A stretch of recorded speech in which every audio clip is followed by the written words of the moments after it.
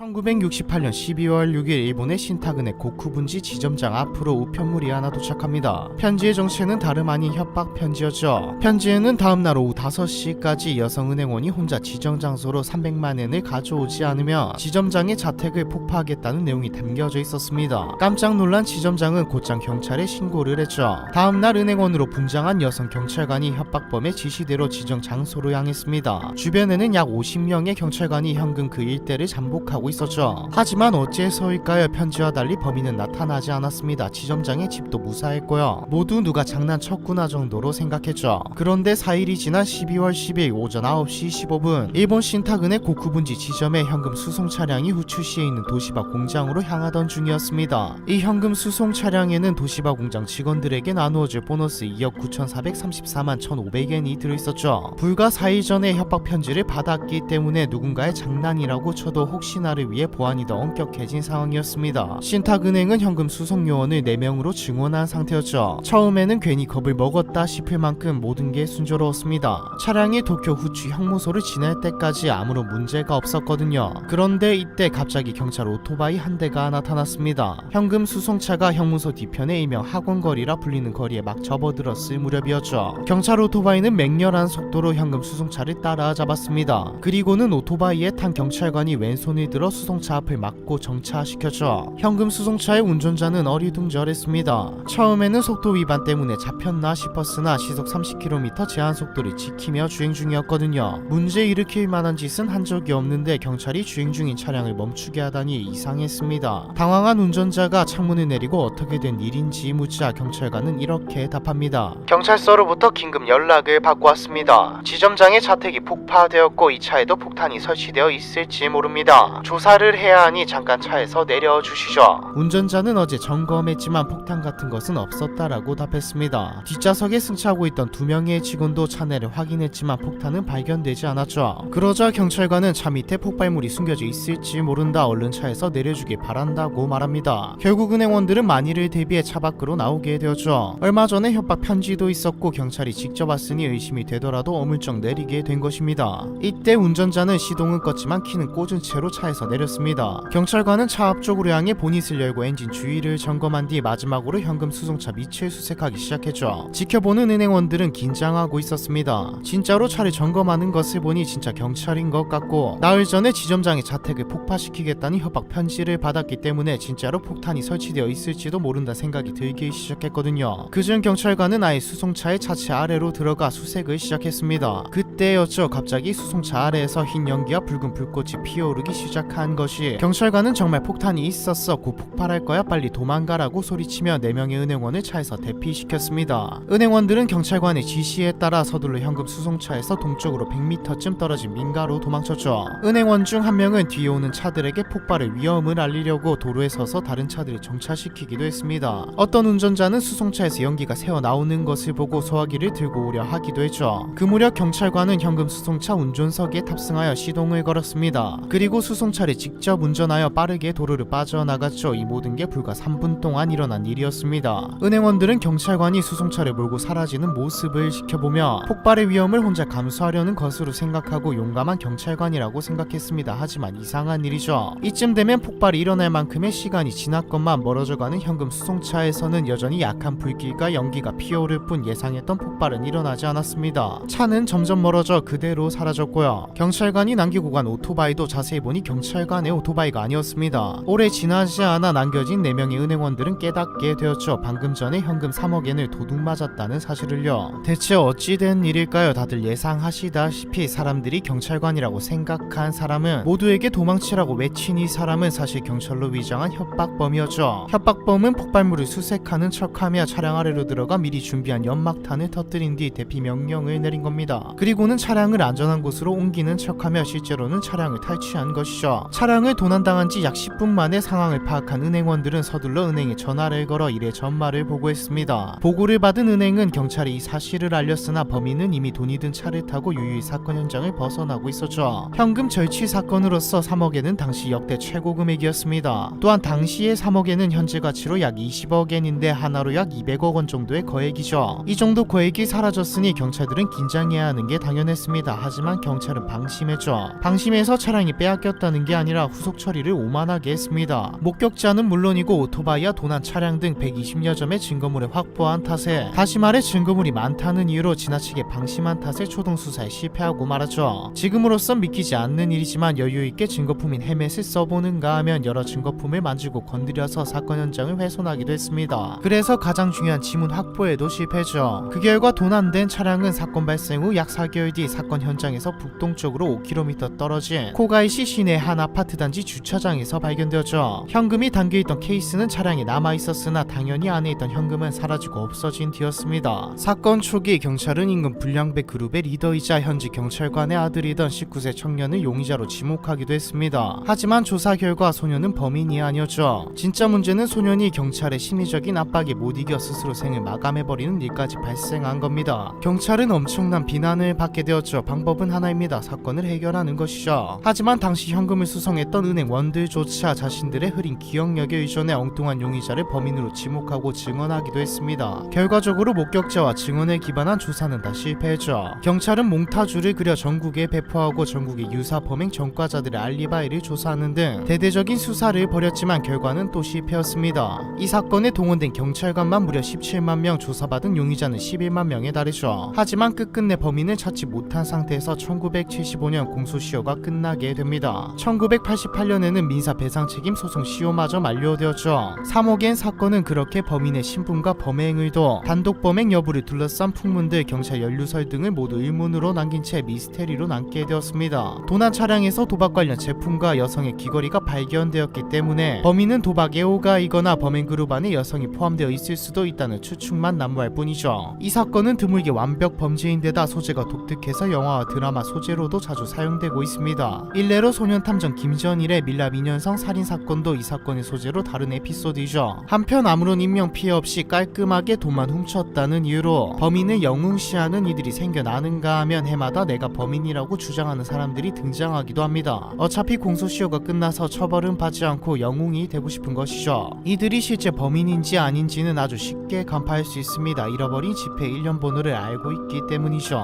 현재까지의 보도를 살펴보면 경찰이 알고 있는 1년 번호의 지폐는 단 한 장도 수사망에 걸리지 않았습니다. 훔친 지폐 가운데 지폐의 번호가 판명된 것은 500엔 지폐 2000장 분이지만 1년 번호의 지폐가 사용된 흔적은 발견할 수 없었죠. 만약 범인이라면 이 지폐를 증거로 내놔야 하는데 그런 경우는 없었기 때문에 여태 범인을 잡지 못하고 있는 것입니다. 이 말대로라면 아주 은밀하게 뒷거래에만 사용하고 있던가 혹은 아직도 돈을 쓰지 않고 모셔두고 있다는 말이죠. 이 사건 이후 일본에서는 현금 수송에 대한 위험성을 인식하게 되었습니다. 종업원의 급여나 상여 등의 지급을 현금이 아닌 금융기관의 계좌이체로 하는 것이 일반화되었고 전문 훈련을 쌓은 경비회사의 경비원에 의한 현금 수송 경비가 일반화되었죠. 과연 3억엔을 도난한 범인은 누구일까요? 범인은 지금쯤 훔친 돈으로 어디서 뭘 하고 있을까요? 다이세스산은 일본 최북단에 위치한 홋카이도에서도 가장 높은 산, 정확히는 산이 모인 거대한 산맥 자체를 말합니다. 사건이 일어난 곳은 이 산맥의 메인이라 불리는 아사히 다케라는 산이죠. 단풍을 가장 먼저 볼 수 있고 눈이 제일 늦게 녹는 곳으로 아름다운 풍경을 자랑하는 산입니다. 하지만 워낙 길이 험한 산이라 한번 조난당하면 구조 없이 탈출하기 힘들고 안개가 끼면 몇 미터 앞도 안 보이는 데다 사건 발생 당시에는 표지판이나 정비도 부족한 상태였죠. 때문에 이전에도 종종 조난당하는 사람이 발생했습니다. 그래서 다이세스 산에서 조난 사고가 발생했다는 것은 그렇게 무섭고 미스테리한 일이 아니죠. 오히려 안타까운 일입니다. 그런데 1989년 일본 전체를 뒤흔들 만한 미스테리한 사건이 일어나죠. 7월 24일 홋카이도 경찰 항공대에 다이세스 산을 등산하던 남자 2명이 조난당했다는 구조 요청이 들어왔습니다. 항공구조대는 바로 헬기를 띄우고 수색에 나섰죠. 등산길을 따라 날던 헬기는 아무것도 찾을 수 없자 등산길을 벗어나 아사히 다케 남부로 향했습니다. 그런데 땅 위에 크게 나무로 SOS라고 표시된 구조 요청 메시지를 발견하죠. 이를 본 구조대는 조난당한 남성 2명이 가까이에 있을 거라 판단했습니다. 잠시 후 남성 둘은 2에서 3km 떨어진 곳에서 무사히 구조됨에 별탈 없이 사고는 마무리되는 듯했죠. 여기까지는 전혀 이상하지 않았습니다. 하지만 문제는 여기서부터였죠. 구조대는 SOS 구조 요청 표시를 해둔 덕에 일찍 찾을 수 있었다고 안도의 한숨을 쉬며 말을 건넸습니다. 하지만 돌아온 대답에 곧바로 얼어버릴 수밖에 없었죠. 그들은 엉뚱한 표정으로 그런 건 전혀 모른다고 말했습니다. 있습니다. 이는 또 다른 조난자가 있다는 뜻이었죠. 현재까지도 수많은 의문만이 남아있는 SOS 조난 사건의 시작이었습니다. 구조대는 바로 다음날 SOS 표시 근처를 수색하기 시작했습니다. 조난자 신고는 없었지만 아직 신고되지 않은 조난자가 존재하거나 오래전에 조난당했다가 시신으로 발견된 사람들이 만든 것이거나 어느 쪽이든 뭔가 찾아야 했죠. 혹시 모를 가능성을 배제할 수 없었고요. 그리고 수색대는 SOS 나무 근처에서 유골을 발견합니다. 나무를 중심으로 30m 범위 내에는 흩어진 골반 대퇴골의 파편이 널브러져 있었죠. 그리고 100m 정도 떨어진 곳에는 테이프식 녹음기, 면허증, 칫솔 세트 등이 들어있는 배낭이 발견됩니다. 수색대는 이 유실물과 뼈를 수거한 뒤 아사히카와 의과대학에 감정을 요청했죠. 경찰은 몇 년 전 산에 방문했다가 실종당했다는 신고가 접수되어 있는 남성의 유골이라 생각했습니다. 그런데 첫 감정 당시 유골은 여성의 뼈이며 혈액형은 O형이라는 결과가 나왔죠. 남성과 여성 두 명의 신원 미상의 유골이라고 보도되기도 했습니다. 경찰은 수사에 큰 혼란을 겪게 되죠. 실종 신고 인원 목록에 여자는 없었거든요. 일본 언론에서는 추측들이 난무하기 시작했습니다. 계획살인부터 귀신 혹은 신의 장난까지 화제를 끌어모으기 시작했죠. 경찰은 재감정을 요구했고 결국 첫 번째 감정이 잘못된 감정이었다는 발표가 나옵니다. 이 뼈는 남성의 것이며 경찰이 예상하던 인물과도 일치했죠. 유골의 주인은 1984년 7월에 행방불명이 된 남성이었습니다. 아이치현에 거주했던 이 남성은 회사에서 휴무를 받고 등산을 즐기다가 조난당한 것이었죠. 유골의 신원도 밝혀졌고 조난 사고로 일단 마무리는 되었으나 이 사건에는 풀리지 않는 의문이 너무나도 많았습니다. 우선 SOS 근처에서 발견된 테이프식 녹음기에 녹음된 구조 요청부터도 이상했죠. 테이프는 총 4개였고 모두 애니메이션 노래가 들어있었습니다. 이 남성은 애니메이션을 매우 좋아하는 애니 덕후였죠. 녹음된 노래 중 1982년에서 1983년 사이 매일 방영되던 애니메이션 초시공 요새 마크로스의 주제가 덕분에 조난 시기를 예상할 수 있었습니다. 애니메이션 노래가 의문이었던 것은 아니고 테이프 중 하나에는 2분 남짓의 남성의 목소리가 녹음돼 있었는데 이게 미스테리했습니다. 해석하자면 벼랑 위에서 움직일 수 없다. SOS 살려줘 살려줘. 벼랑 위에서 움직일 수 없다. 장소는 처음 헬기를 본 장소. 대나무가 깊어서 위로 올라갈 수가 없다. 여기서 끌어올려줘 라고 힘껏 구조를 외치고 있었죠. 벼랑 위에서 움직일 수 없는 상태와 현재 위치를 전하고 있습니다. 여기서 사람들은 남성이 왜 굳이 녹음을 했는지를 두고 이상하게 생각했죠. 점점 지쳐서 녹음한 목소리를 크게 틀어놓기로 한 건지 헬기가 언급된 것을 보아 우연히 헬기를 본 남성이 자신의 존재를 알리기 위해 격하게 움직이면서 그 충격으로 녹음기가 켜진 거라 보는 의견도 있습니다. 여러분도 많이 깊은 산속에 조난을 당했다가 우연히 뭔가를 본다면 있는 힘껏 소리를 지르며 양팔을 최대한 높이 들어 크게 흔들 겁니다. 이 남성도 그랬었고 그러다 우연히 녹음된 것이라는 의견이죠. 그런데 여러분, 분명 남성은 혼자 조난을 당했다고 했습니다. 뭔가 이상하지 않나요? 뭔가 부자연스러워 보입니다. 처음 헬기를 본 장소, 이 말은 헬기에게 하는 말이 아닌 것처럼 들리지 않나요? 다시 들어보면 이건 헬기에게 혹은 모르는 누군가에게 외치는 말이라기보다는 누군가와 같이 헬기를 봤던 아는 누군가에게 외치는 내용 같죠. 두 번째 의문점은 SOS를 만드는 데 쓰인 나무입니다. 나무로 만들어진 SOS 표시는 글씨 한쪽 길이가 5m였죠. 아무리 남성이더라도 쉬운 작업은 아니었을 겁니다. 심지어 감정 결과 뼈에서는 골절과 동물에게 물린 흔적도 있었죠. 하루만 지나도 체력은 급격히 떨어지고 며칠이 된다면 걸어다니기도 힘든 지경이 되는데 이 와중에 어떻게 저런 힘든 작업을 했는지 의문을 제기하는 사람이 많아졌습니다. 만일 SOS 나무를 만든 게 다치기 전이었고 체력이 충분한 시점이었다고 하면 또 다른 의문이 생기죠. 탈출할 생각은 하지 않고 왜 굳이 힘든 중노동을 선택했냐는 겁니다. SOS 표시는 2에서 3m 정도 되는 무거운 나무를 몇 개씩 쌓아올려 만든 것으로 쇠약해진 컨디션으로는 불가능한 일이라 할 수 있죠. 탈출을 시도하지 않았던 건 지형의 문제 때문일까요? 아니면 더 이상 돌아다니는 것은 위험하다고 판단했던 걸까요? 세 번째 의문점은 테이프식 녹음기에 녹음된 내용과 유골이 발견된 장소가 일치하지 않는다는 점입니다. 녹음에서 남성은 벼랑 위에 있다고 하죠. 하지만 남성의 유골이 발견된 곳은 벼랑 위가 아니었습니다. 목소리가 녹음된 당시 남성은 어디에 있던 걸까요? SOS 나무를 만들고 다른 곳에서 녹음한 건지 지형상 내려가기 힘든 곳에 있어서 그냥 벼랑 위에 있다고 한 걸까요? SOS 나무를 만들고 구조를 기다린 남성은 사망한 뒤 5년이 지나서야 발견됐습니다. 일반적으로 사람들은 이 남성이 조난당한 후 우연히 지나가는 구조대의 헬기를 보고 다음에 지나가면 꼭 자신을 발견할 수 있게 SOS 표시를 만들었다고 생각하고 있죠. 녹음기의 음성을 녹음한 것은 계속 소리 지르기 힘들었기에 크게 틀어놓다가 사망한 것으로 예상하고 있습니다. 하지만 앞에서 말했듯이 이것만으로는 설명이 다 안 되는 미스테리한 부분이 많은 사건이죠. 아사히다케에서 200m 정도 밑에는 금고처럼 생긴 걸로 유명한 금고 바위가 있는데 하산하려면 이 금고 바위를 지나 직진해야 합니다. 금고 바위와 비슷하게 생긴 바위가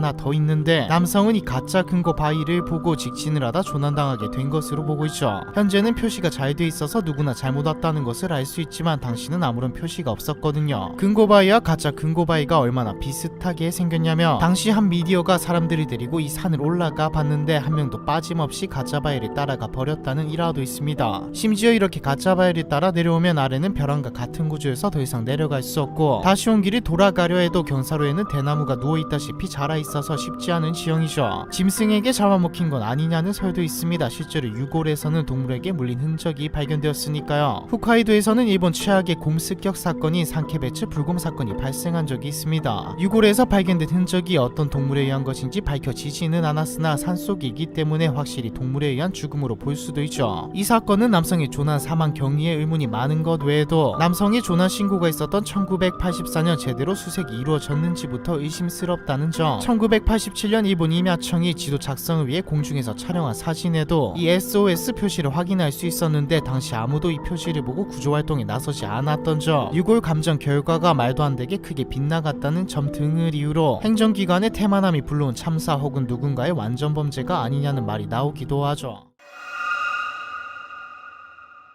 나카무라 미나코 실종 사건은 한국에서도 꽤 이슈가 되었던 사건이죠. 미나코가 한국에 입국했었다는 정황이 드러났기 때문입니다. 실제로 현재도 미나코를 찾는 전단지가 일본 대사관에 가보면 게시되어 있죠. 실종 당시 평범한 학생이었던, 정확히는 막 고등학교를 졸업한 학생이었던 미나코는 어쩌다 실종되었고 아직도 미해결 사건으로 남은 걸까요? 사건은 1998년 4월 6일 일본 니가타현에서 발생했습니다. 당시 이제 막 고등학교를 졸업한 18살의 나카무라 미나코는 입시학원 등록금 50만엔을 수납하기 위해 집을 나섰죠. 지원했던 대학에 떨어져서 다시 입시에 도전할 계획이었거든요. 우리로 치자면 재수학원에 등록하기 위해 집을 나선 것이죠. 재수를 해야 한다는 생각 때문인지 돈 잃어버리지 말고 잘 다녀오라는 어머니의 말에 뚱하게 응이라 대답하며 미나코는 집을 나섰습니다. 그런데 이 모습을 마지막으로 미나코는 두 번 다시 돌아오지 않았죠. 당시 미나코는 초등학교 교사였던 어머니와 둘이서 살고 있었는데 저녁 7시쯤 퇴근하고 집에 온 어머니는 이때까지만 해도 미나코가 근처 도서관이나 비디오 대여점에 갔겠거니 하며 대수롭지 않게 생각했습니다. 그런데 1시간이 지나도 아무 소식이 없자 딸이 갈만한 곳은 다 가보기 시작했죠. 발로 뛰면 미나코가 갈만한 곳, 또래 여자애들이 갈만한 곳을 모두 뒤져보았지만 미나코를 찾지 못했습니다. 집에 돌아온 어머니는 딸에게 무슨 일이 일어난 것은 아닐까 걱정되기 시작했죠. 단순 가출이라 보기에는 이상했습니다. 가져간 옷도 없었고 좋아하던 신발도 그대로였고 아토피 때문에 느끼고 살던 연고도 집에 있었기 때문이죠. 어머니는 재수 때문에 심란한 마음으로 인한 딸의 소심한 일탈이길 바라면서 다음날 아침까지 미나코의 귀가를 기다리기로 합니다. 하지만 다음날 이른 아침 어떤 소식도 들려오지 않았죠. 미나코의 어머니는 곧장 경찰서에 달려갔습니다. 하지만 경찰은 지갑만 들고 나갔다면 2-3일 안에 돌아올 것이라며 가볍게 넘겨버렸죠. 그런데 경찰이 너무 무책임하다고 보기에도 조금 그렇습니다. 미나코는 입시학원 등록금도 집에 두고 갔고 미나코가 집에 두고 간 입시학원 등록금 50만엔이 든 봉투에는 3만엔이 빠진 47만엔, 즉 3만엔만 가져갔거든요. 심지어 돈 봉투 옆에는 3만엔 빌렸습니다. 제 통장에서 가져가 주세요라는 메모가 남겨져 있었습니다. 누가 봐도 가출이죠. 미나코가 베개에 늘 모으던 페트병도 비워져 있었고요. 대학에 떨어져 공부도 하기 싫은 18살 미성년자가 3만엔 하나로 30만원을 가지고 잠시 가출을 했을 것이라 생각해도 이상하지 않았던 겁니다. 어머니도 그래 너무 유난을 떠는 걸 수도 있다라고 생각하면서 더 기다려 보기로 하죠. 하지만 아무리 시간이 흘러도 미나코는 돌아오지 않았을 뿐더러 자꾸 이상한 정황만 늘어나기 시작했습니다. 수사도 시작되었죠. 어머니는 청소를 하다가 미나코의 방 쓰레기통 안에서 잘게 찢긴 영수증을 발견했는데 조각을 하나하나 이어붙이자 니가타 현청에 있는 증명사진 가게 영수증이라는 것을 알게 되죠. 그리고 수사 과정에서 미나코는 실종 12일 전인 3월 25일에 여권을 신청했고 실종 3일 전인 4월 3일에 발급된 사실이 드러났습니다. 심지어 집 근처에서도 발급이 가능한데 굳이 왕복 2시간 이상 걸리는 현청까지 가서 말이죠. 이는 현청에서 직접 신청하면 여권 발급이 일주일 정도 빠르기 때문에 미나코가 여권 취득을 서둘렀던 것으로 생각되는 정황이었습니다. 게다가 미성년자는 보호자의 동의 없이 여권을 발급받을 수 없기 때문에 도서관 카드 발급에 필요하다는 핑계로 어머니의 신분증을 미리 받아두어 보호자 동의 서명란에는 직접 사인을 했죠. 어머니는 서류에 적힌 글씨가 미나코의 필체임을 확인하면서 말 한마디 없이 자기 의지로 여권을 발급했다는 충격적인 사실을 마주해야만 했습니다. 평소 미나코는 해외여행을 꿈꾸고 싶다거나 어디에 가고 싶다는 말을 한 적이 없었고, 그해 설날에는 친척과 만난 자리에서 진로에 대한 질문에 엄마가 혼자가 되니까 멀리 가고 싶지 않다고 했던 딸이었으니까요. 어머니가 보기에 미나코는 입시 실패로 충격을 느낀다거나 오래하는 구석도 없었고, 무엇보다 내성적이어서 혼자 여행을 계획하고 시도하는 성격도 아니었습니다. 사건은 실종이라고 하기에도 가출이라고 하기에도 애매해지게 되었죠. 그래도 여권을 발급했다는 사실이 드러났기 때문에 미나코 이름으로 발급된 티켓이 있는지 확인하면 사건이 풀릴 거라고 생각했습니다. 어찌되었든 스스로 집을 나선 정황이 나왔기에 납치와 같은 최악의 상황은 아니었죠. 확인 결과 실종 다음 날인 4월 7일 한국 김포공항으로 갔다가 일주일 후 일본으로 귀국하는 항공권이 미나코 이름으로 예약된 사실이 밝혀졌습니다. 티켓은 여권이 발급된 4월 3일 당일에 바로 예약되었습니다. 그런데 너무나도 이상한 점이 나오면서 사건은 미궁으로 빠지게 되죠. 원래는 편도로 예약하려 했지만 비자 문제로 어쩔 수 없이 왕복편을 선택했다는 것과 예약 전화를 건 여자의 목소리도 실제로 탑승권을 발급받으러 나타난 여자도 미나코라고 생각하기 힘든 인물이었다는 것이죠. 미나코는 다소 칙칙한 옷을 골라 입고 실종 당시에도 남색 후드티를 입고 있었는데, 공항에 나타난 여자는 화려한 블라우스를 입고 있었죠. 심지어 미나코는 한국은 물론 한 번도 해외로 나가본 적이 없는데 한국에는 가본 적이 있으니 호텔 안에는 필요 없다고 했으며 내일이라도 갈 수 있게 되도록 빠른 편으로 부탁한다. 바쁘니까 탑승권은 공항에서 출발 당일에 받겠다는 등 출국을 서두르면서 상당히 능숙하게 항공권을 예약했다는 겁니다. 그리고 당일 탑승권을 받자 누군가를 찾듯 두리번거리면서 탑승 게이트로 걸어갔다고 하죠. 이 정황만으로는 여자가 또는 다른 누군가가 미나코의 신분으로 한국에 가려고 했다고도 볼 수 있었지만, 미나코 본인이 한국에 입국했다고 추정되는 유력한 증거가 나옵니다. 당시 김포공항에 제출된 미나코의 입국 신고서였죠. 2004년 미나코의 어머니는 입국 신고서에 적힌 글씨를 보고 미나코 글씨가 확실하다고 했습니다. 사람들은 탑승권을 받은 사람과 미나코는 함께 있었다고 유추를 했죠. 입국 신고서에는 또 다른 정황이 포착되었습니다. 체류지를 묻는 항목에는 물결 같은 글씨가 적혀 있었는데 당시는 그 의미를 파악하지 못했다가 한국의 출입국 관리 관계자에게 조회를 부탁했더니 아마도 이 물결은 TS라고 적은 것 같다. 외국인이 체류지를 기재하지 않은 경우에 입국 심사에서 꼭 물어보게 되어 있는데 상대가 한국을 경유해 다른 나라로 갈 예정이라고 대답했을 때 표시하는 것이라는 답변을 얻었죠. 그렇다면 미나코의 목적지는 한국이 아니라는 말이죠. 시간이 좀 지나 블라우스 여자의 정체도 밝혀졌습니다.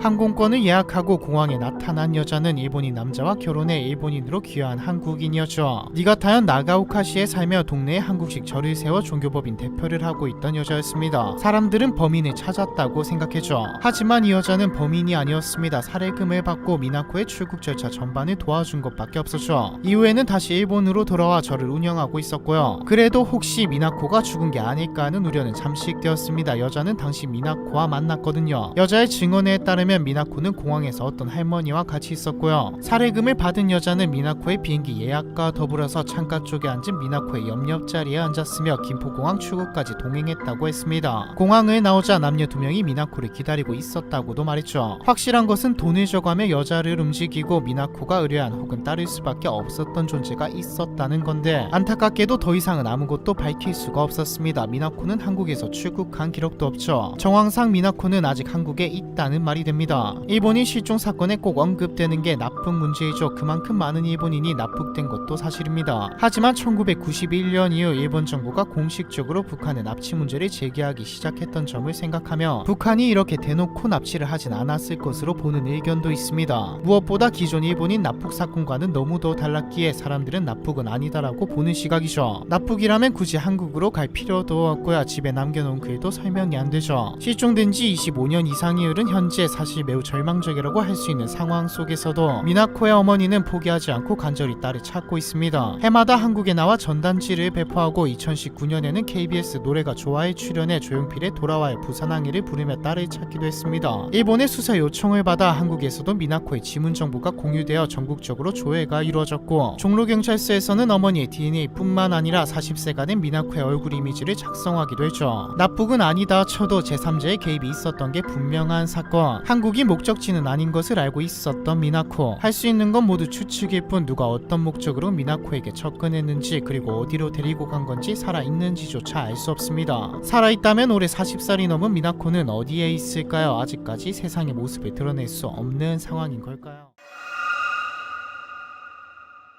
1997년 1월 14일 오전 8시 일본 도쿄도 다마시의 한 슈퍼마켓 주차장 앞을 지나가던 한 주민이 관공서에 신고 전화를 겁니다. 맨홀에서 오수가 넘치고 있었거든요. 신고 접수를 받은 시청은 위탁 하수도 관리업체 직원을 현장에 보내고 하수도업자는 오전 10시 30분쯤 현장에 도착하게 됩니다. 하수도업자가 맨홀 내부의 상태를 살피기 위해 맨홀 뚜껑을 열었을 때 업자는 인상을 찌푸리고 말았죠. 숙련된 전문가였고 그만큼 현장에서 나는 하수도 특유의 냄새에도 익숙했지만 맨홀 내부에서 평소 맡던 냄새와는 다른 강렬한 악취가 쏟아져 나오고 있었거든요. 의문이 든 하수도업자는 곧 몸을 숙여 맨홀 안을 들여다보았고 이내 소름 끼치는 광경을 보게 됩니다. 그리고 곧장 경찰에 전화를 걸죠. 신고를 받고 현장으로 출동한 경찰이 맨홀 내부에서 발견한 것은 부패한 여성의 시신이었습니다. 맨홀이 넘친 곳도 시신이 심하게 부패가 진행된 상태에서 떨어져 나온 살조각이 맨홀의 홈을 막은 것이었죠. 부패 상태가 워낙 심각했기 때문에 시신의 신원을 밝히기가 어려워 처음엔 수사에 난항을 겪었습니다. 그래도 워낙 충격적인 사건이었기에 금방 언론에 대서특필되었고 많은 인력이 투입되죠. 그리고 감식 과정에서 발견한 시신의 치과 치료원을 대조한 결과 맨홀에서 나온 여자의 정체는 야기하시 토키코라는 이름의 실종 여성으로 판명됩니다. 야기하시 토키코는 시신이 유기된 맨홀에서 200m 정도 떨어진 집에서 홀로 사는 39세 보육교사였는데 1996년 2월 27일을 마지막으로 행방이 묘연해져 가족으로부터 실종 신고가 된 상태였죠. 피해자의 신원도 밝혀졌겠다 본격적인 수사가 진행됩니다. 1996년 2월 27일 17시 30분쯤 근무하고 있던 기타구의 보육원에서 퇴근한 야기아 씨는 직장 동료와 함께 걷다가 인근의 지하철역에서 헤어져 홀로 자택 방향으로 향했습니다. 18시 50분에는 집 근처 마트에서 쇼핑을 하고 집으로 돌아가고 있었죠. 마지막으로 야기아 씨를 목격한 사람은 21시경에 야기아 씨의 자택을 방문한 신문 수금원이었습니다. 신문 수금원은 야기아 씨가 방에 있었던 것을 두 눈으로 보았다고 진술했죠. 야기아 씨가 퇴근 후 마트를 들렀다가 집에 무사히 도착했으니 여기까지만 살펴본다면 누군가 집에 침입하여 야기아 씨를 살해했나 싶을 수 있지만 집에 누군가가 침입하여 물건을 훔치거나 난투가 벌어진 흔적은 발견되지 않았습니다. 무엇보다 야기아 씨가 퇴근할 때 입고 있었던 옷은 야기아 씨의 시신이 입고 있었던 옷과 달랐죠. 경찰은 신문 수금원의 자택 방문 이후에 야기아 씨가 누군가를 만나기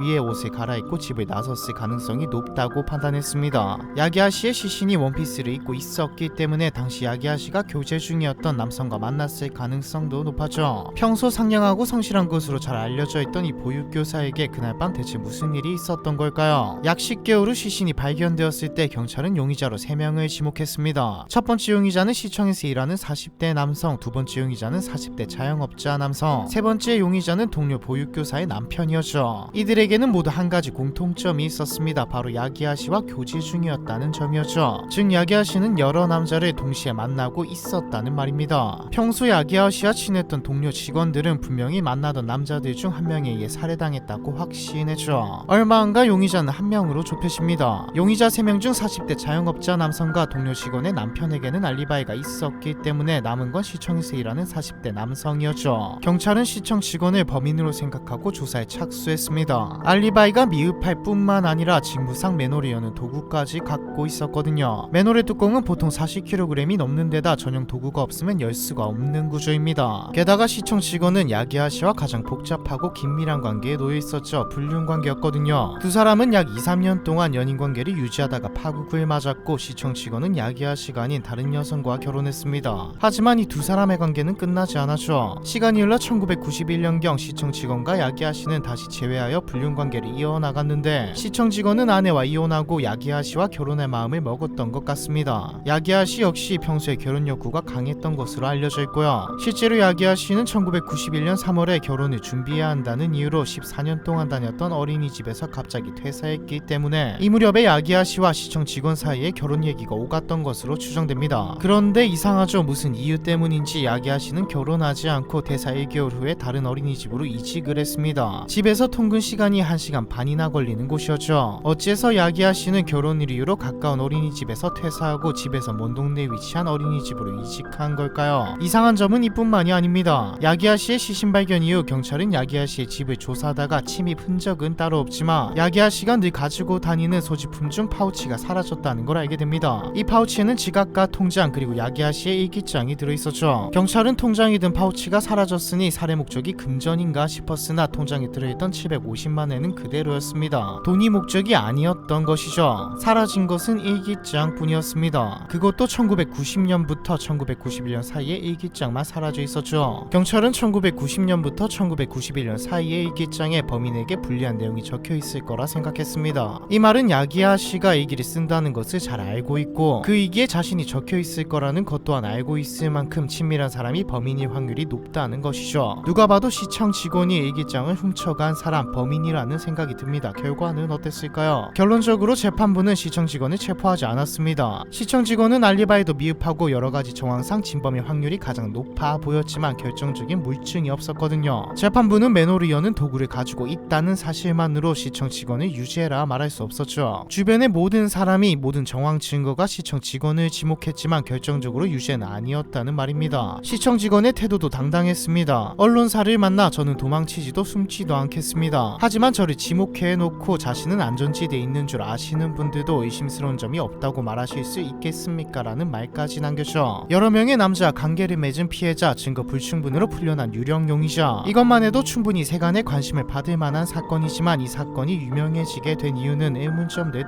때문이었습니다. 첫 번째 의문점은 피해자 아버지에게 걸려온 수상한 전화이죠. 야기아 씨가 행방불명이 된 후 야기아 씨의 아버지는 3월 1일에 야기아 씨가 홀로 살던 자택으로 찾아와 4월 6일까지 머물렀습니다. 약 1개월 정도 되는 이 기간 동안 야기아 씨의 집 전화기로 무려 6번의 전화가 걸려왔는데 6번 모두 무언의 전화였죠. 야기아 씨의 아버지가 전화를 받으면 상대방은 아무 말도 하지 않은 채 전화를 뚝 끊어버리는 일이 6차례나 반복되었습니다. 명확한 이유를 알 수는 없지만 범인이 야기아 씨 아버지의 동향을 알아내려고 전화를 걸었을 것이라 추측하고 있죠. 두 번째 의문점은 시신을 숨긴 장소입니다. 야기아 씨의 시신은 맨홀 내부에서 발견되었죠. 앞서 말했던 맨홀 뚜껑은 40kg이나 될 만큼 매우 무겁고 열기 위해서는 전용 도구까지 필요합니다. 어째서 이렇게 번거로운 장소를 시신 유기 장소로 택했는지가 의문점이죠. 정말 완전 범죄를 위해서였다면 맨홀은 그렇게 좋은 장소가 아니거든요. 게다가 시신이 발견된 맨홀은 유동인구가 꽤 많은 마트 주차장 앞에 위치한 맨홀입니다. 이 맨홀은 3년마다 점검을 하게 되어 있는데 당장은 발견되지 않더라도 얼마인가 발견될 장소였다는 말이죠. 그리고 과정도 위험에 노출되어 있습니다. 한밤중이라 하더라도 언제 사람이 나타날지 모르는 길거리에서 맨홀을 열고 시신을 넣는다는 것은 상당히 위험한 행동이죠. 시체가 분리된 상태도 아니었고 맨홀은 지상의 직경은 60cm, 깊이는 3m, 바닥의 직경은 1.2m쯤 되었는데 발견된 야기아 씨의 시신은 바닥에 앉은 형태를 유기되어 있었다는 점을 보아 던진 것도 아니고 내려놓았다고 보고 있거든요. 1997년에 발각된 사건이지만 일본의 법이 개정되어 공소시효가 사라지면서 현재까지도 수사를 하고는 있습니다. 하지만 아무런 진전이 없는 상황이죠. 시청 직원보다 수상한 인물이 발견되지 않았고 범인을 특정할 확실한 증거도 찾지 못했거든요. 일본 경찰은 현재도 목격자를 찾고 있습니다. 목격자가 나오지 않는다면 다마맨홀 변사 사건은 앞으로도 중미제 사건으로 남게 되겠죠.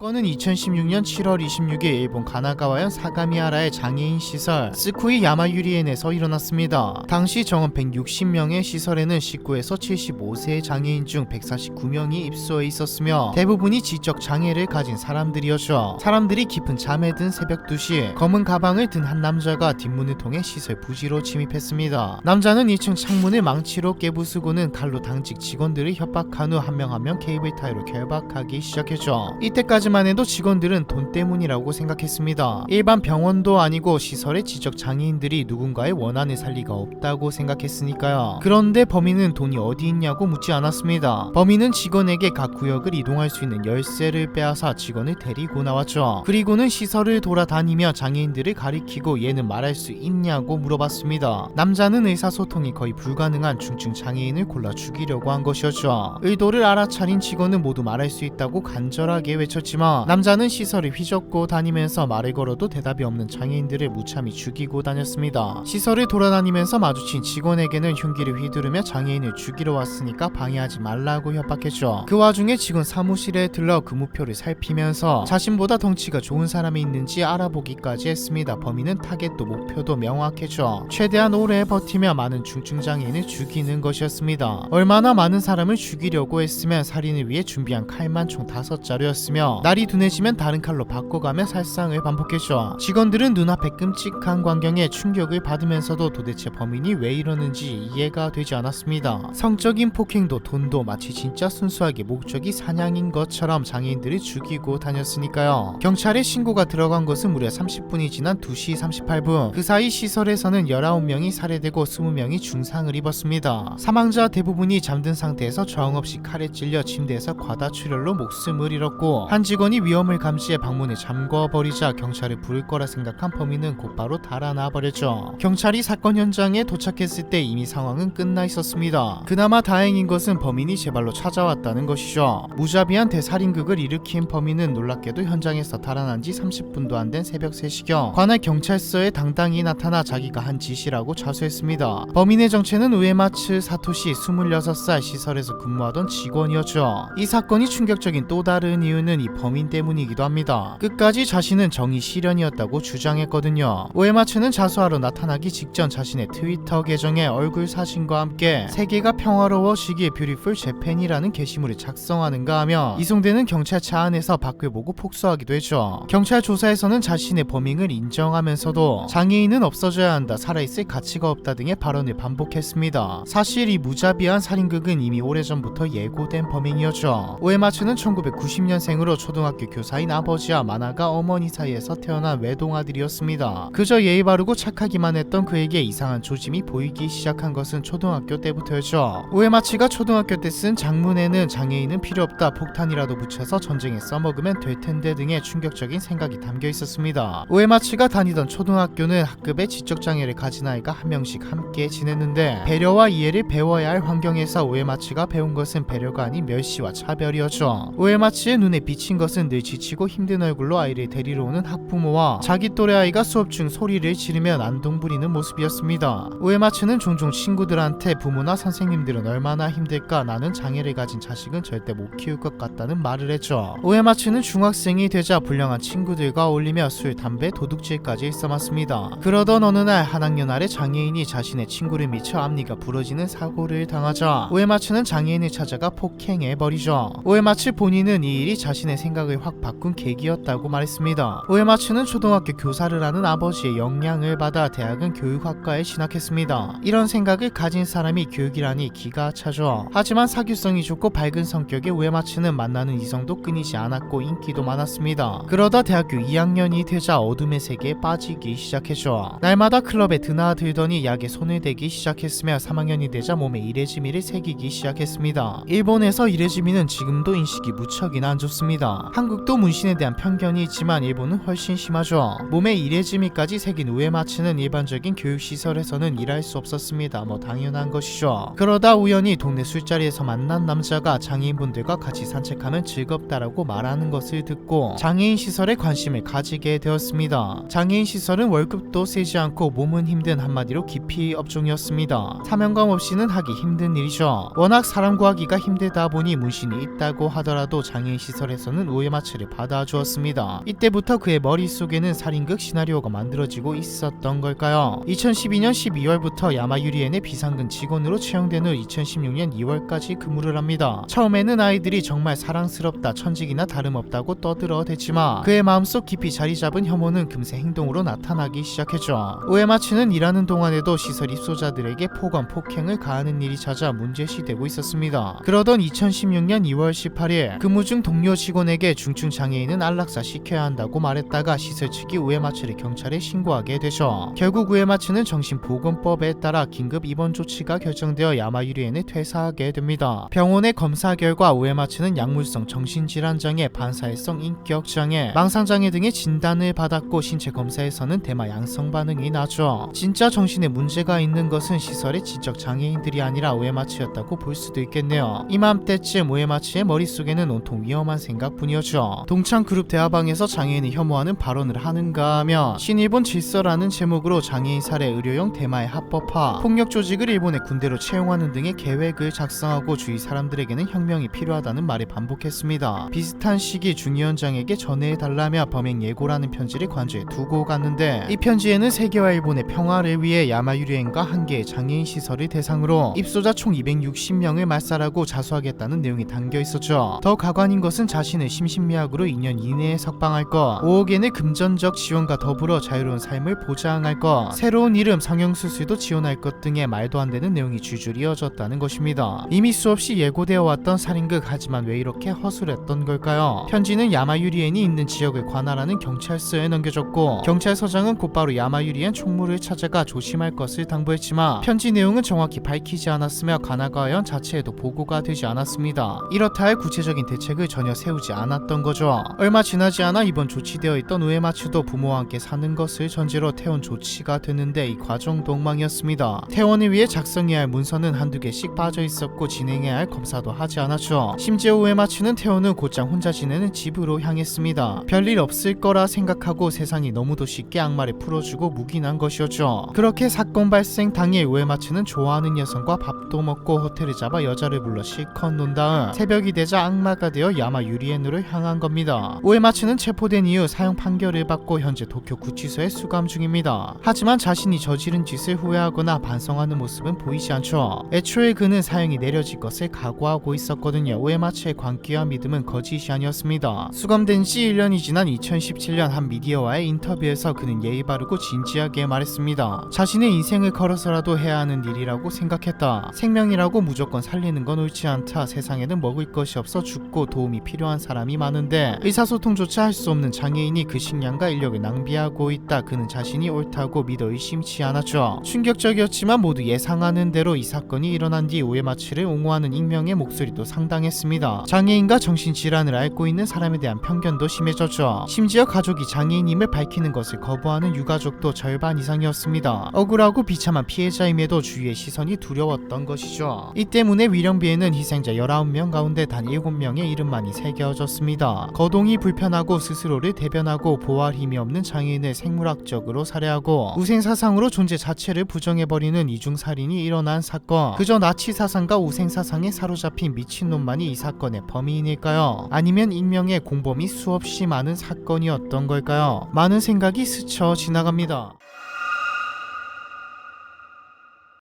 새해를 앞둔 2000년 12월 31일 일본 세타가야구 가마소시가야에 살던 하루코는 옆집에 사는 41세 딸 야스코에게 전화를 걸었습니다. 그런데 뭔가 이상했습니다. 보통 이 시간에 전화를 걸면 딸이나 8살짜리 손녀가 전화를 받곤 했는데 이상하게 몇 번을 걸어도 받지 않았던 것이죠. 쎄한 기분을 느낀 하루코는 옷을 챙겨 입고 딸 야스코의 집으로 향합니다. 그리고 익숙하게 현관문을 연 순간 훅 끼쳐오는 피비린내에 하루코는 자신도 모르게 코를 막았죠. 급하게 뛰기 시작하는 심장을 진정시키며 집으로 들어가자마자 피를 흘린 채 1층 계단에 쓰러져 있는 사위 미키오를 발견합니다. 파랗게 질린 하루코는 곧장 위층으로 뛰어 올라갔고 얼마 안가 딸 야스코와 손녀 니나, 손자 레이가 죽은 모습을 차례로 발견하게 되죠. 과연 이 가족에게는 무슨 일이 있었던 걸까요? 참고로 아직까지도 범인이 잡히지 않은 미제 사건이기에 사건 당일 이야기는 사건 현장과 정황 그리고 증거품들을 보고 경찰이 추론한 결과입니다. 피해자 야스코와 미키오는 부부였습니다. 둘 사이에는 딸 니나와 아들 레이가 있었죠. 집안 사정도 넉넉한 행복한 가정이었습니다. 사건이 일어난 12월 30일에도 이들은 평범하게 하루를 보내고 있었죠. 범인은 12월 30일 밤 11시에서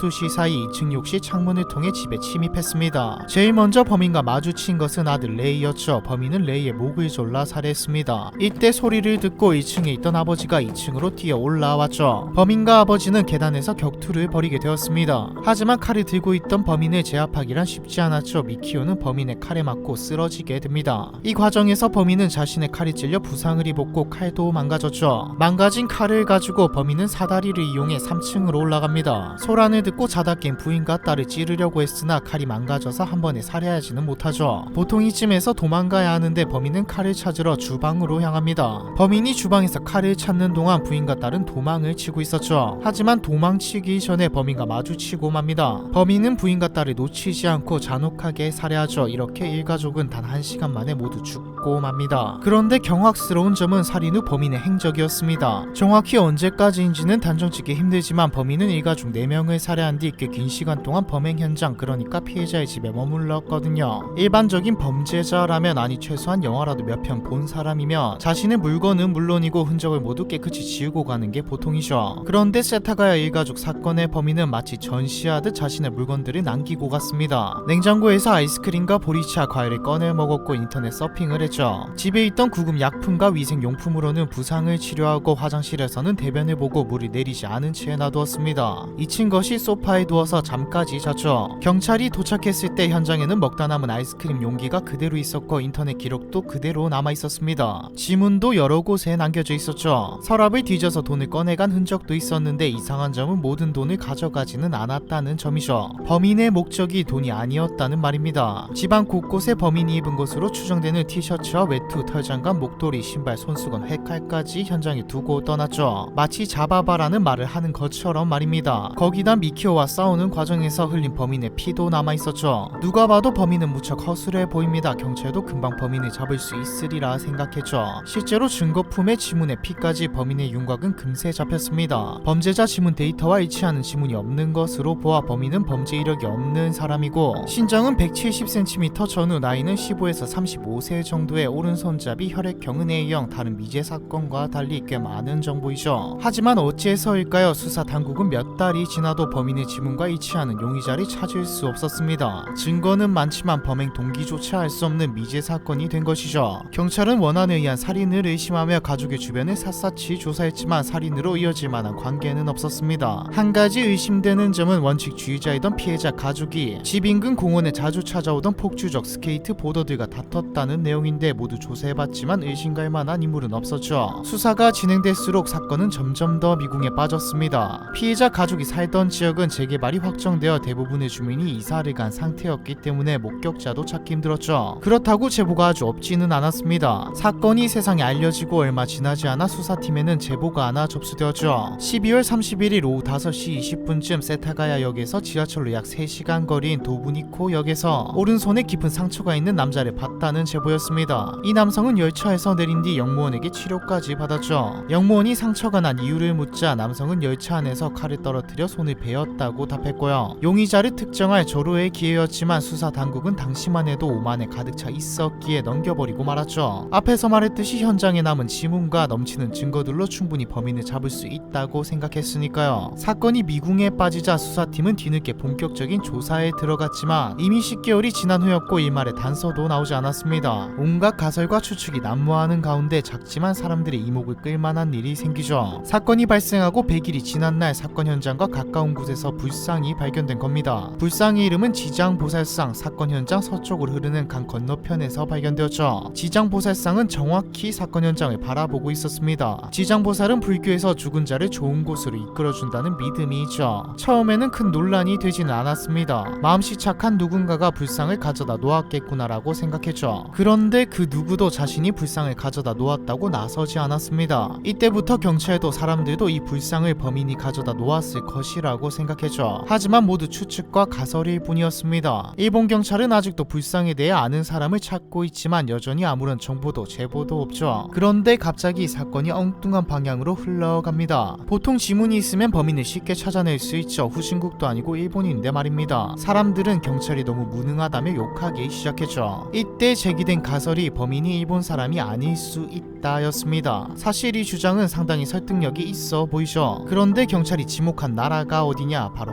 한국이었습니다. 이유는 범인이 사용한 신발과 가방 때문이었습니다. 범인의 신발은 280mm 크기의 영국 브랜드 슬래징저였는데 이 브랜드가 한국에서만 생산되는 제품인데다 280mm 사이즈는 일본에서 판매된 적이 없다는 주장이 나왔거든요. 범인이 두고 간 가방도 한국에서만 생산된다고 알려졌죠. 한국인 범인설은 2005년 범인의 DNA 감정 결과가 공개되면서 더 주목받게 되었습니다. 분석 결과 범인의 아버지는 아시아계이고 어머니는 유럽계로 분류되었는데 두 개의 DNA가 일본인보다 한국인에게서 발견될 확률이 약 3배 높다는 이유 때문이었죠. 수사팀은 용의자 범인을 한국계 혼혈으로 좁혔습니다. 그런데 여러분도 느끼셨을 겁니다. 외국인이다 이런 말은 충분히 할 수 있지만 한국인으로 특정 짓기에는 너무나도 근거가 빈약하다는 것을요. 일본 경찰은 한국에 조사원까지 보내 확인에 들어갔지만 결과는 아무것도 찾지 못했죠. 신발과 가방도 일본에서 판매된 적이 있다고 드러났고요. 무엇보다 한국은 주민등록증을 발급할 때 모두 지문으로 등록하기 때문에 지문만 있으면 사람 찾는 건 쉬운 일입니다. 일본 경찰은 욕을 먹을 때마다 한국에서 협조를 해주지 않는다라는 말을 하는데 사실상 욕먹는 게 두려워서 남 탓을 하고 있는 것이죠. 이 남 탓이 정보가 제한적이었던 과거에는 꽤 먹혔지만 범인을 한국인으로 특정할 수 없다는 것을 이제 다 알기 때문에 한국인 범인설은 힘을 잃은 지 오래입니다. 그렇게 사건은 현재까지도 미제로 남게 되었죠. 미제가 된 것과는 별개로 세타가야 일가족 사건은 일본에 엄청난 파장을 가져왔습니다. 범인의 잔인함과 대담함은 물론 부촌인 도쿄에서 일어난 범죄라는 점은 치안에 대한 불안감도 일으켰죠. 그리고 이런 범죄를 저질러도 공소시효가 지나면 처벌을 받지 않는다는 말이 나오면서 일본에서 공소시효가 폐지되는 결과를 가져옵니다. 일본 경찰은 아직까지도 범인을 쫓고 있습니다. 사건에 투입된 경찰만 23만 명이었고 현재도 38명이 세타가야 일가족 사건을 전담하고 있죠. 참고로 일본 경시청 홈페이지에 가면 목격자를 찾는 전단지가 한국어로도 올라와 있습니다. 과연 평범한 가족을 무참히 살해한 끔찍한 범인은 누구일까요? 범인의 목적은 무엇이었을까요? 치밀한 범죄였을까요? 혹은 운 좋게 수사망을 다 피해간 것일까요?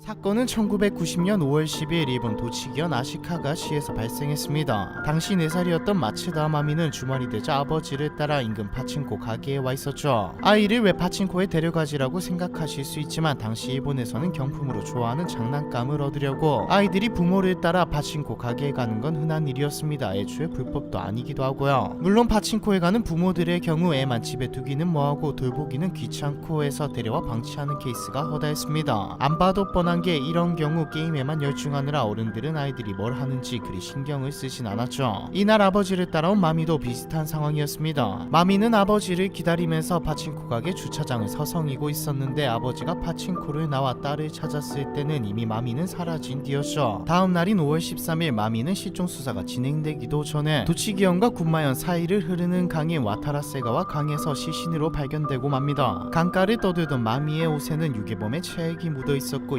끔찍한 사건은 순식간에 일본 전역으로 퍼져나갔죠. 사건은 뉴스에서도 대대적으로 보도되었고 마미는 하얀 티셔츠에 어두워도 눈에 잘 띄는 빨간 치마를 입고 있었기 때문에 목격자도 상당히 많았습니다. 그리고 마미를 유기한 범인에 대한 정보도 쏟아졌죠. 목격자 진술에 따르면 유괴범은 마치 만화 루팡처럼 마르고 민첩해 보이는 남자였습니다. 빨간 치마를 입은 여아와 손을 잡고 강가를 걷는 모습, 잡초가 무성한 둔치를 걸어내려가 강 쪽으로 향하는 모습, 마지막으로 마미와 나란히 서 있는 모습이 목격되었죠.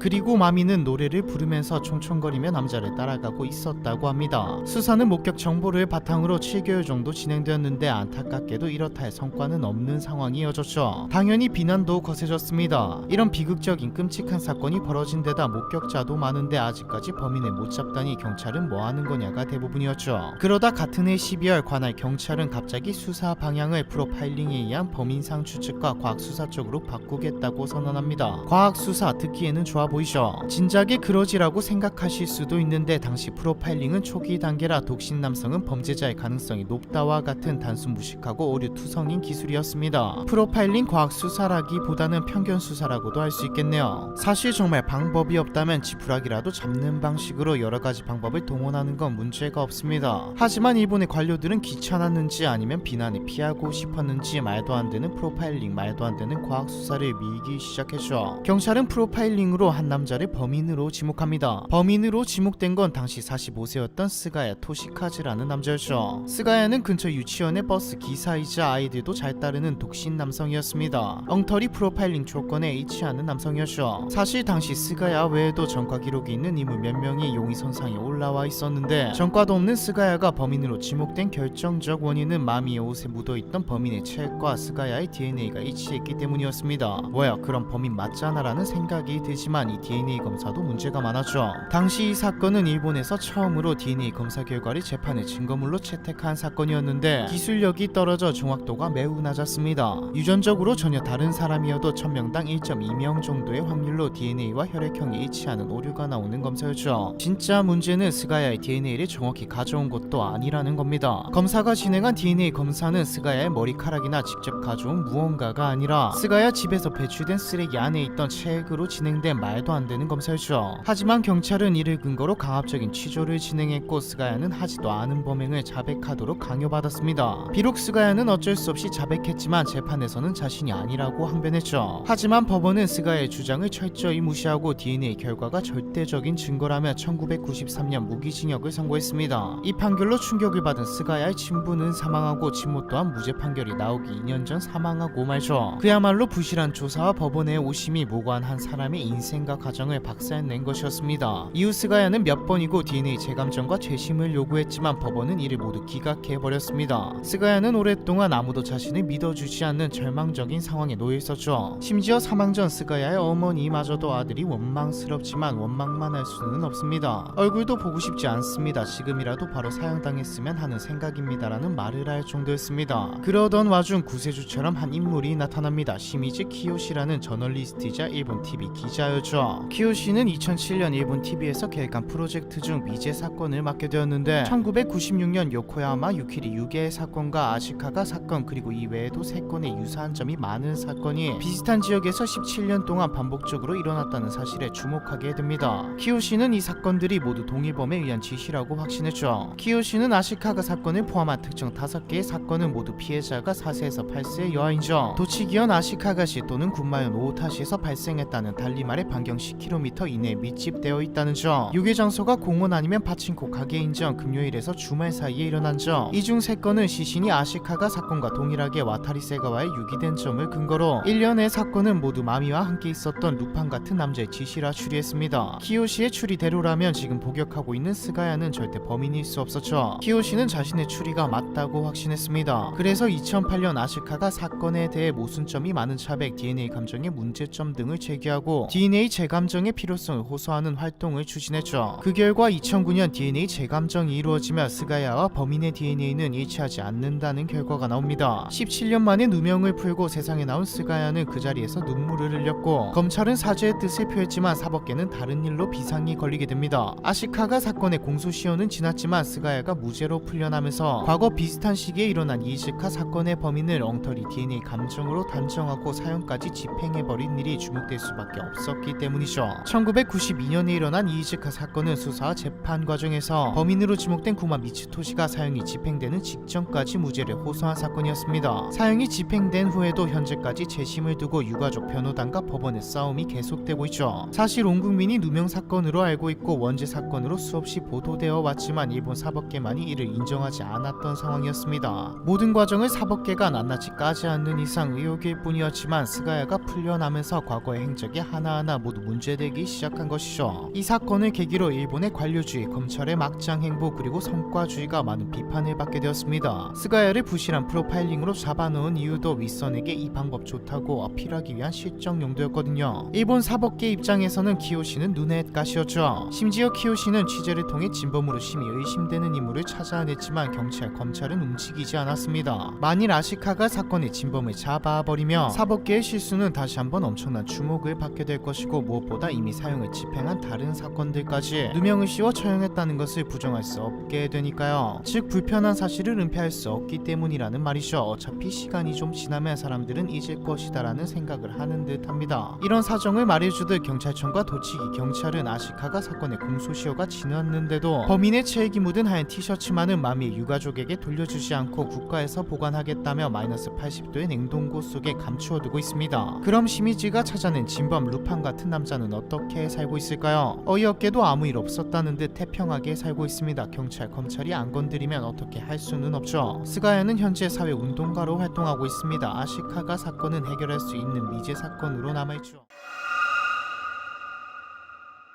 2008년 1월 5일 한겨울 일본의 오카야마현 니미시의 대학 탐험 동아리 회원 13명이 모였습니다. 천연기념물로 지정되어 있는 히메시카 종유 동굴을 탐험하기 위해서였죠. 히메시카 종유 동굴은 입구에서 최신부까지의 깊이가 1km가 넘는 동굴입니다. 최신부까지 들어가면 30m가 넘는 깊은 호수가 있죠. 오전 11시 30분쯤 13명의 탐험 동아리 회원 중에서 5명은 먼저 동굴에 들어갑니다. 이들은 험한 동굴의 길을 무려 3시간이나 걸어서 2시 30분쯤 동굴의 끝쪽에 위치한 지하호수에 도착하게 되죠. 이 지하호수는 앞에서 말했듯이 직경이 25m, 수심이 30m 정도 되는 거대한 호수입니다. 방치된 동굴 안에 뭐가 있을지 모르는 호수에 뛰어드는 것은 죽겠다는 것이나 다름없죠. 모두가 어두컴컴한 어둠 속에서 이 지하호수를 바라보고 있을 무렵 탐사 동아리 회원 5명 중 1명이 옷도 벗지 않은 채 호수로 뛰어듭니다. 뛰어든 사람은 나구라 유우키라는 남학생으로 당시 고치대학 3학년이었죠. 지하호수를 조사해 보겠다며 혼자서 호수 속을 헤엄치던 나구라 유우키는 얼마 지나지 않아 흔적도 없이 사라집니다. 처음에는 조사를 진행하는 듯한 목소리가 들려왔지만 얼마 지나지 않아 목소리도 들려오지 않았죠. 호수에 들어가지 않았던 나머지 4명의 동아리 회원들은 나구라 유우키에게 사고가 일어났음을 감지하고 경찰에 구조 요청을 하기로 합니다.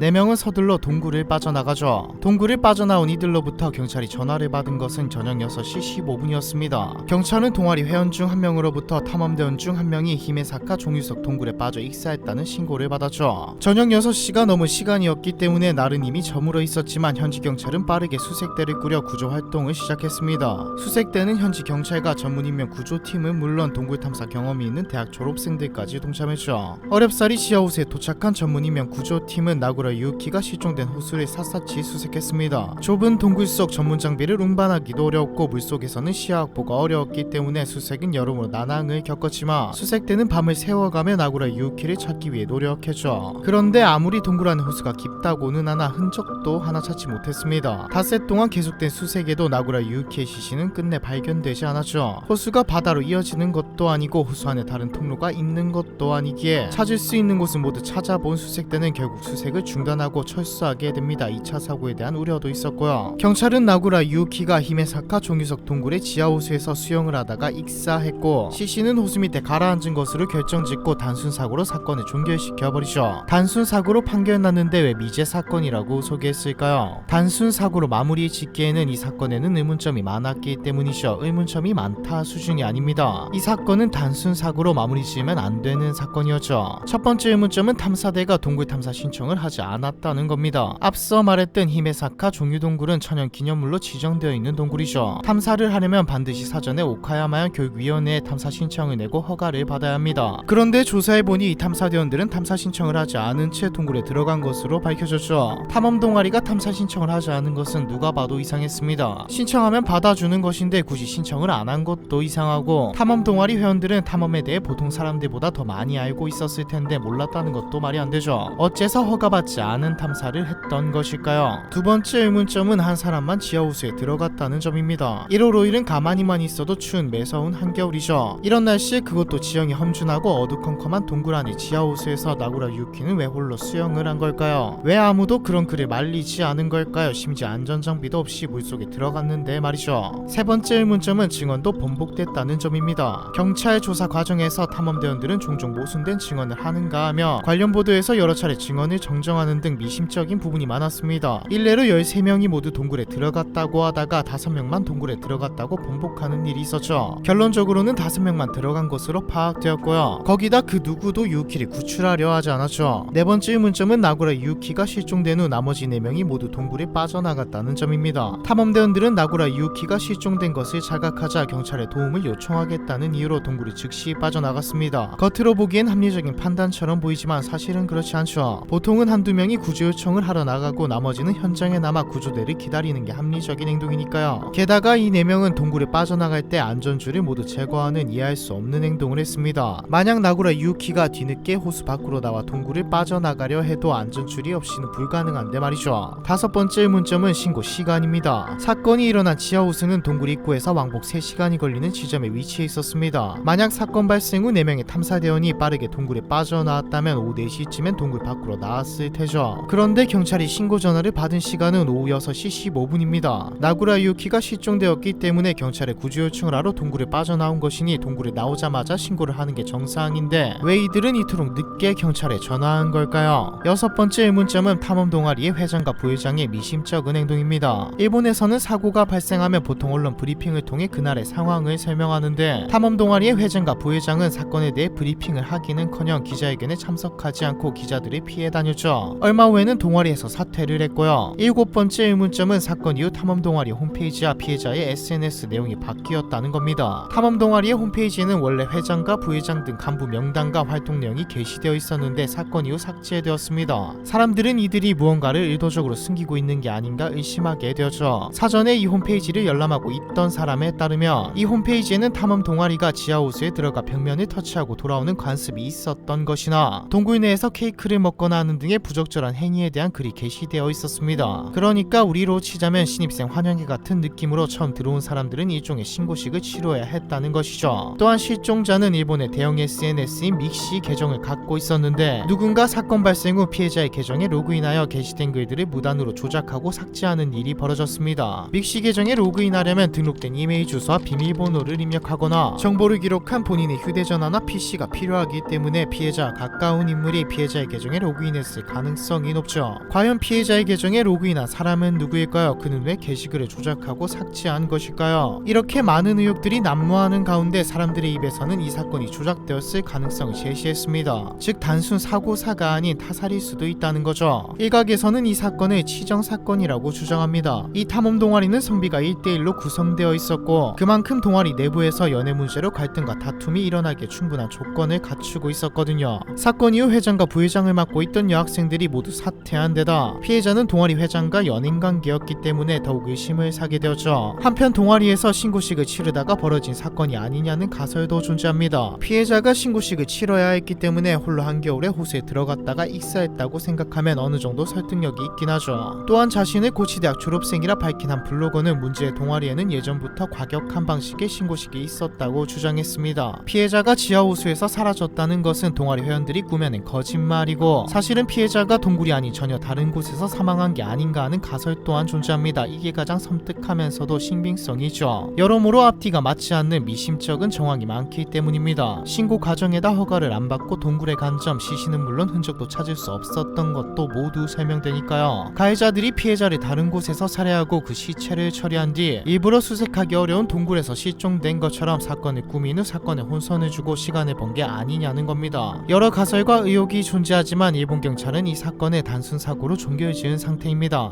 과연 오카야마 지하호수 행방불명 사건은 단순한 사고사일까요? 계획된 살인일까요? 시신도 찾지 못한 사건을 경찰이 단순 사고로 마무리해버린 것은 왜일까요?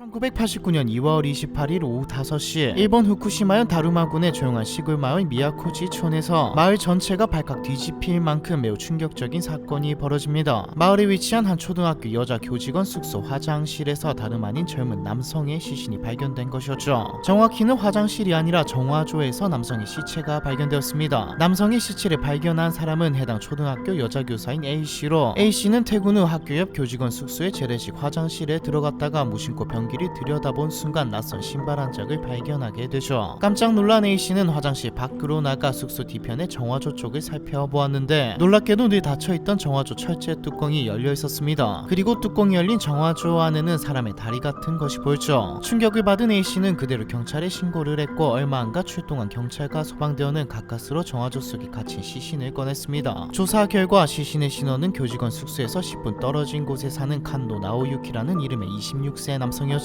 시신이 정화조 속에서 발견된 것만으로도 충격적이었는데 조사 결과 칸노 나오유키는 살아있을 때 스스로 정화조에 들어간 것으로 판명되어 더욱 큰 충격을 안겨주었습니다. 그는 대체 왜 어떻게 다른 것도 아닌 정화조에 들어가 사망하게 된 것일까요? 우선 칸노 나오유키가 어떤 사람인지 간단히 살펴보도록 하죠. 칸노 나오유키는 후쿠시마 원자력 발전소의 유지보수를 담당하는 하청업체 영업사원이었습니다. 키 169.5cm의 몸무게가 69.5kg이 멀끔한 외모의 소유자였고 고등학교 때는 밴드 활동을 하는가 하면 사망 전까지 동네 청년회에서 오락부장을 맡을 정도로 쾌활하고 활달한 청년이었죠. 동네 어른들로부터 예의 바른 청년이란 평판까지 듣고 있는 건실한 청년이었습니다. 또한 칸노와 정화조에서 칸노의 시신을 가장 처음 발견한 여교사 A씨는 평소 안면이 있었죠. A씨의 남자친구와 칸노가 지인 사이였거든요. 일전에 A씨는 지속적인 장난 전화에 시달린 적이 있는데 이때 칸노가 나서서 해당 전화 음성을 녹음한 뒤 경찰에 신고를 해주는 도움을 준 적도 있었습니다. A씨에게 칸노는 마을에서 정화조에서 활발히 활동하는 청년이자 남자친구의 지인 그리고 직접적으로 도움을 받은 고마운 존재였죠. 이런 평판을 받고 있는 칸노가 어느 날 갑자기 정화조에서 시신으로 발견된 것은 마을에 발칵 뒤집을 만했습니다. 진짜 충격적이었던 것은 모두가 칸노가 살해당한 채 정화조에 유기되었거나 아니면 타이에 의해 억지로 정화조에 넣어졌다가 사망했을 것이라 생각했지만 경찰의 수사 결과는 그와 정반대였다는 것이죠. 경찰은 칸노가 자발적으로 정화조에 들어갔다가 빠져나오지 못해 얼어 죽은 것으로 보인다는 결론을 내렸습니다. 대체 누가 그 더러운 정화조 속에 자발적으로 들어가냐 말도 안 되는 거 아니냐 싶을 수 있지만 경찰의 추리는 타당했죠. 싸늘한 죽음으로 발견된 칸노는 사망 당일 입었던 것으로 추정되는 점퍼와 운동복을 돌돌 말아 배 위에 움켜쥔 자세로 정화조 속에서 숨져 있었는데 비좁은 정화조에서 이러한 자세를 취했다는 건 적어도 정화조에 갇힐 당시엔 의식이 있었다는 말이었습니다. 또한 정화조의 입구는 지름이 36cm에 불과한 원통형이었죠. 일본 20대 남성의 평균 어깨 너비는 40.4cm인데다 칸노는 왜소한 체격이 아니었기 때문에 36cm 지름의 원통형 입구에 들어가려면 스스로 척추와 관절을 움직여서 몸을 우겨넣는 방법밖에 없습니다. 경찰 측에서 수차례 실험을 거듭해 보았지만 타인이 칸노를 기절시킨 상태에서 억지로 정화조에 밀어넣는 것은 불가능했죠. 당시 정화조 뚜껑이 열려 있었다는 점도 이 수사 결과에 힘을 실어주었습니다. 만약 어떤 사람이 칸노를 정화조로 밀어 넣었다면 칸노가 쉽게 발견되지 못하도록 또 칸노가 소리를 질러 도움을 청하지 못하도록 정화조의 뚜껑을 닫았을 테니까요. 무엇보다 부검이가 밝힌 칸노의 사이는 저체온증과 흉부순환장애였습니다. 성인 남성이 폭 125cm, 높이 107cm의 비좁은 정화조에서 장시간 다리를 웅크린 자세로 있었던 탓에 심장으로 향하는 혈류가 막혀 질식했고 영하권의 추운 날씨까지 더해져 사망에 이르렀다는 결론이었죠. 사건은 타살이 아닌 어떤 목적을 가지고 스스로 정화조에 들어갔다가 그곳에 갇혀 사망한 사고사로 마무리 지어졌습니다. 하지만 이 사건을 일종의 미제 사건으로 보는 사람들이 많아지기 시작하죠. 일본에서 독립 다큐멘터리가 만들어지는 것은 물론 유가족들이 방송에 출연해 진상규명을 해달라는 멘트까지 했고요. 칸노가 정확히 왜 무슨 목적을 가지고 정화조에 들어갔는지는 밝혀지지 않았기 때문입니다. 사건 현장인 화장실은 여교사 A씨가 혼자 쓰는 개인 공간이었기 때문에 유가족을 비롯해 평소 칸노를 좋게 평가하던 마을 사람들은 경찰의 결론을 받아들일 수 없었죠. 경찰의 주장대로 칸노가 정화조에 스스로 들어간 것이라며 이건 칸노가 A씨의 용변 보는 모습이나 A씨의 용변 그 자체에 관심이 있었다는 뜻이나 다름없으니까요. 일부 사람들은 사건 당시 칸노가 용변이 급해서 A씨의 화장실을 사용했다가 정화조에 물건을 빠뜨렸고 그걸 주우려고 정화조에 들어간 것이 아니냐라고 추측하기도 하는데 이는 이치에 맞지 않습니다. 용변이 급하다고 한들 여교사가 개인적으로 쓰는 화장실에 들어가는 것도 이상할 뿐더러 용변을 보다가 정화조에 빠진 물건을 꺼내려고 그 좁은 정화조에 들어가는 것도 비상식적이죠. 또한 정화조를 조사해 본 결과 오물이 가득한 정화조에 들어가서 꺼내야 할 만큼 값어치 있는 물건은 없었습니다. 발견된 것이라곤 칸노가 입고 있다가 정화조 안에서 벗은 것으로 추정되는 옷가지와 신발뿐이었죠. 무엇보다 보통 체격의 성인 남성이 정화조 안으로 들어간다는 것은 물리적으로 쉬운 일이 아니었습니다. 사건이 발생한 정화조에 들어가려면 상당한 유연성과 근력이 필요하기 때문에 일반 남성이 무턱대고 들어갔다간 칸노처럼 자세를 잡기도 전에 몸이 끼거나 다쳐서 사망할 가능성이 농후하죠. 때문에 칸노 역시 즉흥적으로 정화조에 들어갔을 확률보다 해당 정화조의 구조와 각 부위의 길이에 대해 미리 조사한 뒤 충분한 연습을 거쳐서 정화조에 들어갔을 확률이 높아 보입니다. 이런 정황들과 경찰의 수사 결과를 보면 쾌활하고 예의 바른 청년인 줄로만 알았던 칸노는 사실 평소 여성의 대소변에 성적 흥분을 느끼는 변태 성욕자였고 성욕 때문에 이런 터무니없고 추잡한 계획을 세웠다가 결국 정화조 안에서 생을 마감한 관음증 환자로 보입니다. 물론 경찰은 칸노가 변태 성욕자라 정화조에 들어갔다고 단정 짓지는 않았지만요. 또한 이 사건에는 정화조에 들어간 이유 말고도 여러 의문점이 남아 있긴 합니다. 우선 사망 전 칸노의 행적이 평상시와 달랐죠. 사실 칸노는 시체 발견 4일 전부터 실종 상태였는데 24일 오전 10시쯤 아버지에게 외출한다고 말한 뒤 집을 나선 후로 어디에서도 목격되지 않았습니다. 칸노가 외출한다고 말한 날은 쇼와 덴노의 국장이 있는 임시 공휴일이라 많은 기업체들이 추모를 위해 문을 닫은 상태였죠. 이런 날에 외출했던 칸노는 이후 집으로 돌아오지 않았고 이상함을 느낀 가족들이 실종 신고를 했습니다. 그 후 3일 뒤인 27일에 칸노의 승용차가 발견되었는데 칸노의 차는 사건 현장 인근 농협 정문에 키가 꽂힌 채 대충 주차되어 있었죠. 마치 금방 다시 돌아올 것처럼요. 그 후 다음 날인 28일 오후에 칸노가 시체로 발견된 겁니다. 두 번째 의문점은 A씨가 2월 24일부터 4일간 고향으로 휴가를 떠나 숙소를 비운 상태였다는 겁니다. 즉 칸노가 정화조에 들어갔을 시기는 A씨가 숙소를 비운 시점이기 때문에 유족 측은 용변을 보는 A씨를 관음하기 위해 정화조에 들어간 것이 아니라는 주장을 펼쳤죠. 하지만 이것들은 결론을 뒤집을 만큼 결정적인 증거는 아니었습니다. 칸노가 미리 예행 연습을 하기 위해 또는 또는 그냥 A씨가 사용하는 정화조 그 자체가 목적이라 정화조에 들어갔다고 볼 수도 있을 테니까요. 세 번째 의문점은 정화조에 칸노의 신발이 한 짝만 발견되었고 나머지 신발 한 짝은 사건 현장에서 1.5km 떨어진 제 방에서 발견되었다는 겁니다. 네 번째 의문점은 사건 발생일인 2월 28일은 영하권의 추운 겨울이었음에도 불구하고 칸노가 정화조 밖이 아닌 안에서 상의를 탈의한 채 옷가지를 끌어안고 있었다는 것이죠. 사실 이건 과학적으로 설명이 가능합니다. 저체온증에 걸린 사람이 갑자기 덥다고 느끼며 옷을 벗는 경우는 흔하게 발견되거든요. 이를 두고 이상탈이라고 하죠. 이 사건은 지금까지도 많은 이야기가 있기는 하지만 적어도 경찰 쪽에서는 모두 음모론으로 일축하고 있습니다. 앞에서 말했듯이 다큐도 만들어지고 TV에서도 계속해서 음모론은 제기되고 있지만 누군가는 단순한 변태 사망 사건이라 주장하고 누군가는 타살이라고 말하고 있죠. 그래서 미제 사건은 아니고 미제 의심 사건이라는 이름이 붙었습니다. 과연 진실은 무엇일까요? 칸노는 정말로 변태 성욕 때문에 정화조에 들어가 사망한 걸까요? 아니면 유족들과 지인들의 주장대로 밝혀지지 않은 타살인 걸까요? 일본에서 발생한 후쿠시마 정화조 사망 사건에 대한 이야기, 이번 편은 여기까지입니다.